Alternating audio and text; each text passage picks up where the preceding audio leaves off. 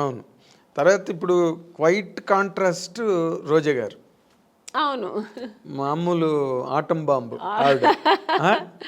నిజంగా గర్వంగా ఉందండి. ఎందుకంటే మా ఇండస్ట్రీలో ఒక హీరోయిన్ ఒక పొలిటీషియన్‌లో ఎళ్లి అలా గట్స్‌గా మాట్లాడడం నిజంగా కదా! కాదు, పాలిటిక్స్‌లోకి రమ్మని ఎప్పుడు అడగలేదు ఆవిడ మిమ్మల్ని? లేదండి. అంటే రోజా గారు నాకు బాగా క్లోజే. అంటే సౌందర్య ఫ్రెండ్‌షిప్ వేరు. ఇప్పుడు రోజా గారు ఎలా అంటే సెట్‌లో ఉన్నంత వరకు చాలా బాగా మాట్లాడారు. మీరు ఇప్పుడు కూర్చొని ఉన్నంత సేపు క్లోజ్‌గా ఉంటారు. హ్మ్. తర్వాత ఇంకా వాళ్ళ పనులు వాళ్ళకి, మా పనులు మనకి అలా ఉంటారు ఆవిడ. ఆ ఫ్రెండ్‌షిప్‌ని అలా కంటిన్యూ చేయరనమాట.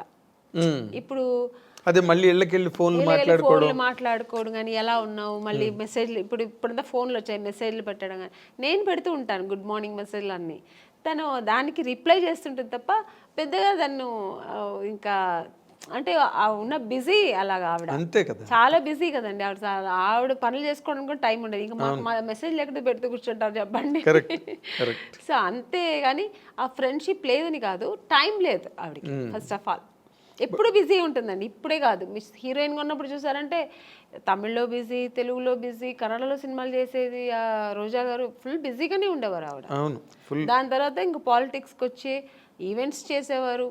ఎప్పుడు బిజీ ఉంటారండి. అవును. అంటే మీ ఇద్దరు మామూలుగా పాలిటిక్స్ గురించి మాట్లాడుకోవడం అలాంటివి ఏమి ఉండవు? లేదు నాకు అసలు పాలిటిక్స్ అంత నాలెడ్జ్ లేదు, నాకేం తెలీదు. ఊరికే చూస్తుంటాను అంతే కాదు, ఎవరిదాన్ని రోజా గారు అలా మాట్లాడుతున్నప్పుడు మీరు విని ఏంటి అలా మాట్లాడుతున్నావు ఏంటి అసలు లేదు ఏం అండం గట్టి?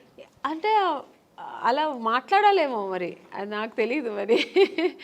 అంటే పాలిటిక్స్కి వెళ్తే అలా ఉండాలేమో అలా ఫైర్ బ్రాండ్ అలా లేకపోతే ఇంకా అదే ఇప్పుడు మన సినిమాలో మనం నటించడం ఎలాగో అలాగా అలా మాట్లాడడం అదొక నటన. ఎగ్జాక్ట్లీ, అదొక పాత్ర పోషణ. నటన అనడం కన్నా అదొక క్యారెక్టర్, దాన్ని పోషించాలి అక్కడ. అయితే మీ కెరీర్లో ఫస్ట్ ఇన్నింగ్స్ అంతా బాగా సక్సెస్ఫుల్గా ఉన్నారు, సెకండ్ ఇన్నింగ్స్లో కూడా కంఫర్టబుల్గా ఉన్నారు. మీకంటూ అసంతృప్తులు ఏం లేవండి కెరీర్లో ఇన్ జనరల్గా? అంటే మనిషి అన్న వాళ్ళకి మనం ఎంత సక్సెస్ఫుల్గా ఉన్న కెరీర్లో కొన్ని ఎక్కడో తెలియని పాయింట్లో కొన్ని డిసాటిస్ఫాక్షన్స్ అలా మిగిలిపోతాయి. అలాంటివి ఏమైనా ఉన్నాయా? లేదు, I'm happy and I'm completely happy. నేను హీరోయిన్ అవ్వాలనుకున్నా అయ్యాను. నేను అనుకోకున్న పాత్రలన్నీ నేను చేశాను. ఇప్పటికీ శుభలగ్నం అంటే శుభలగ్నం, మావి చిగురు, శుభ సంకల్పం, మిస్టర్ పెళ్ళాం ఇలాంటి సినిమాలన్నీ చేస్తానని నేను ఎప్పుడు లైఫ్లో అనుకోలే. మామూలుగా హీరోయిన్స్ అంటే ఏంటి 4 సాంగ్స్ ఉంటాయి హీరో పక్కన, రెయిన్ సాంగ్ ఒకటి ఉంటుంది, స్విమ్ సూట్ ఒకటి ఉంటుంది, సీషోర్ సాంగ్ ఒకటి ఉంటుంది, మళ్ళీ ఏదో రొమాన్స్ ఉంటుంది, ఇలాగే అనుకుంటాం కదా. అలా కాకుండా ఇప్పుడున్న జనరేషన్ కూడా మేడం మీరు ఆ సినిమా చేశారు కదా చాలా బాగుంటుంది మేడం, మొగుడు నమ్మేస్తారు కదా, శుభలగ్నం మేడం, క్లాసిక్స్ కదా అవి, క్లాసిక్స్, మిస్టర్ పెళ్ళాం ఇలాంటి సినిమాలు కమల్ హాసన్ గారు చేశారు కదండి. మొన్న ఎప్పుడు చెన్నైలో షాపింగ్ వెళ్ళానండి. ఆ షాపింగ్ ఓనర్ వచ్చి తెలుగు ఆయన. ఫస్ట్ నేను ఏదో మేకప్ థింగ్స్ వెతుకుతున్నాను, మీరు మేకప్ ఆర్టిస్ట్ అండి అన్నారు. అండ్ నేను మామూలు వితౌట్ మేకప్లో వెళ్ళాను. నేను మేకప్ ఆర్టిస్ట్ కాదండి, నాకు మేకప్ థింగ్స్ అంటే తర్వాత ఆయన కొంచెంసేపు అయిన తర్వాత కాసేపు తర్వాత ఆయన గుర్తుపెట్టాడు, మీరు ఆమ్ని గారు కదండి. బాబాయ్ ఏంటండి ఇలా సన్నబడిపోయారు అన్నారు. సన్నగా ఉంటేనే అండి మళ్ళీ ఛాన్స్ దొరుకుతాయి, లేదంటే దొరకదు, లావ్ అయిపోతే ఎలాగా అన్నాను. అప్పుడు అన్నారు మేడం మీరు అసలు మిస్టర్ పెళ్ళాం ఏం యాక్టింగ్ అండి అంటే, కొంతమందికి మిస్టర్ పెళ్ళాం నచ్చుతుంది, కొంతమందికి శుభలగ్నం నచ్చుతుంది. అలా డిఫరెంట్ రోల్స్ నేను చేసే అవకాశాలు నాకు సో ఎక్కడ అసంతృప్తి అన్నది ఎక్కడ లేదు. అంటే అసంతృప్తి అంటే అది చేద్దాం అనుకుని నేను చేయలేపాను, లేకపోతే ఈ ఒకరితో చేద్దాం అనుకుని ఆ కాంబినేషన్ ఇప్పటికీ ఉందండి అది అసంతృప్తి. ఇప్పుడు మన శ్రీదేవి గారు చేశారు దాన్ని, మీండం కోకిల, అది వసంత కోకిల, ఆ క్యారెక్టర్ నాకు చేయాలని ఉంది, మిగిలిపోయింది కదా.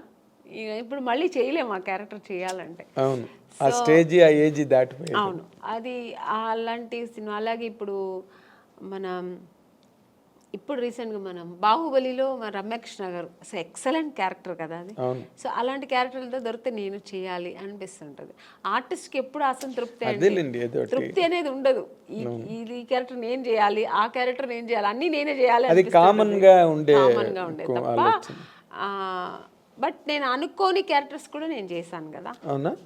అది ఇప్పుడు శుభలగ్నం అని ఇవన్నీ నేను అనుకోలేదు, ఊహించని- ఊహించిన క్యారెక్టర్స్ అవన్నీ. సో ఒక పక్కన ఆ సంతోషం కూడా ఉంది. కానీ మీరు అంతమందితో చేశారు కానీ ఒక్కళ్ళతో మిస్ అయ్యారు. తెలుసండి మీరు ఎవరిని అడుగుతున్నారని. ఎవరు చెప్పండి? మా మెగాస్టార్ చిరంజీవి గారు.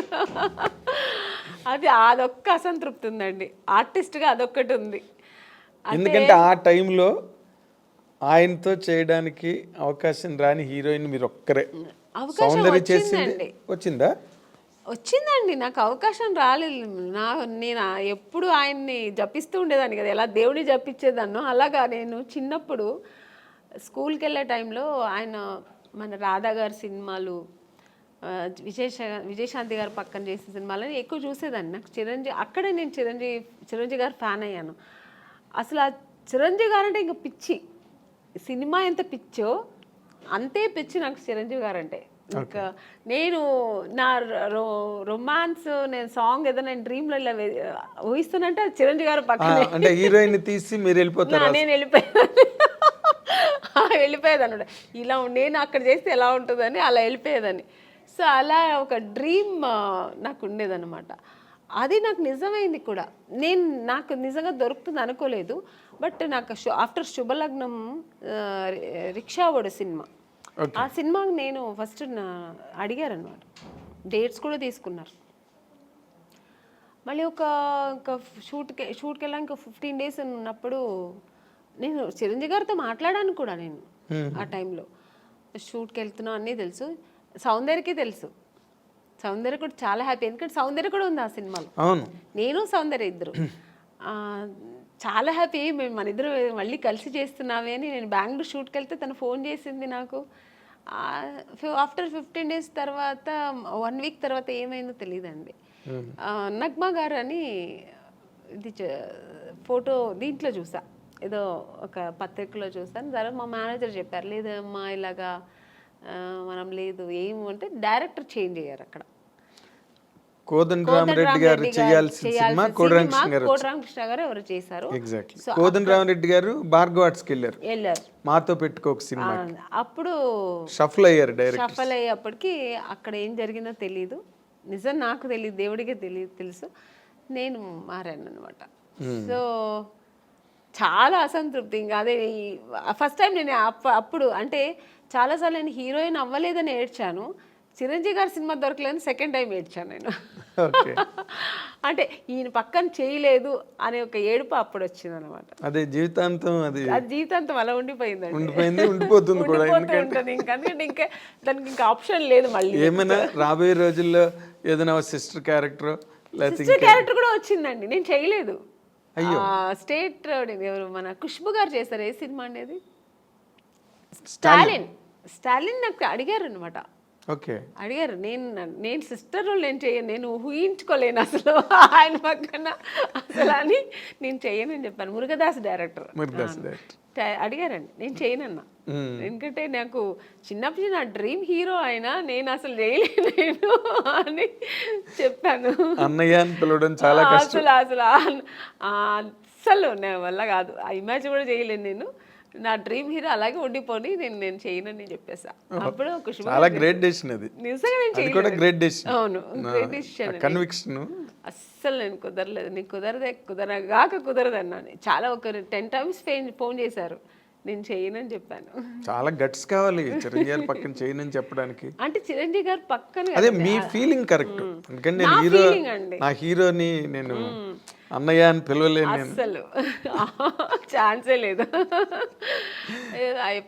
నాకు ఇప్పటికీ గుర్తు, మీరు అన్నపూర్ణ స్టూడియోలో చిరంజీవి గారు ఒక సెట్లో షూటింగ్ చేస్తున్నప్పుడు మీరు పక్క సెట్లో షూటింగ్ చేస్తూ కలవడానికి వస్తామని వచ్చారు ఒకసారి మీరు. అవును. ఇప్పుడు రీసెంట్గా మన కే విశ్వనాథ్ గారు ఫంక్షన్ జరిగింది, ఆయన పోయిన తర్వాత శ్రద్ధాంజలి చేసి. అప్పుడు ఆ ఫంక్షన్ నేను వెళ్ళాను, ఎందుకంటే నేను ఆ సినిమా చేశాను కదా, శుభ సంకల్పం శుభ సంకల్పం. అప్పుడు కూడా చిరంజీవి గారు మెయిన్ అక్కడ వచ్చారు. చిరంజీవి గారే అది జరిగింది, ఆర్గనైజేషన్ ఆయన తరఫునే జరిగింది. సో చిరంజీవి గారు వస్తే నాకు అసలు ఆ ఫంక్షన్కి వెళ్ళిన సంతోష్ పక్కన చిరంజీవి గారు చూసాను, మళ్ళీ చూస్తున్నానని. నేను ఆయన చూసినప్పుడంతా నేను మళ్ళీ ఆ చిన్నప్పుడు ఆ ఫ్యాన్ ఎలా ఫీల్ అవుతారో ఫీల్ అయిపోతుంటాను. నేను ఆర్టిస్ట్గా మర్చిపోతుంటాను నేను. సో అక్కడ వెళ్ళి స్టేజ్కి వెళ్ళిన తర్వాత అందరూ ఫొటోస్ తీసుకొని, అందరూ గ్రూప్ తీసుకున్నారు, నేను మళ్ళీ వెళ్ళి సార్ ఒక్క ఫోటో తీసుకుంటాను సార్ అన్నాను. రామ్మ అని నేనైతే ఎంత అప్పుడు ఫీల్ అయ్యానంటే, నేను ఒక ఫ్యాన్, నాకు నచ్చిన హీరోతో తీసుకున్నానని నేను ఇష్టపడి నాకు నచ్చి తీసుకున్న ఏకైక హీరో చిరంజీవి గారు.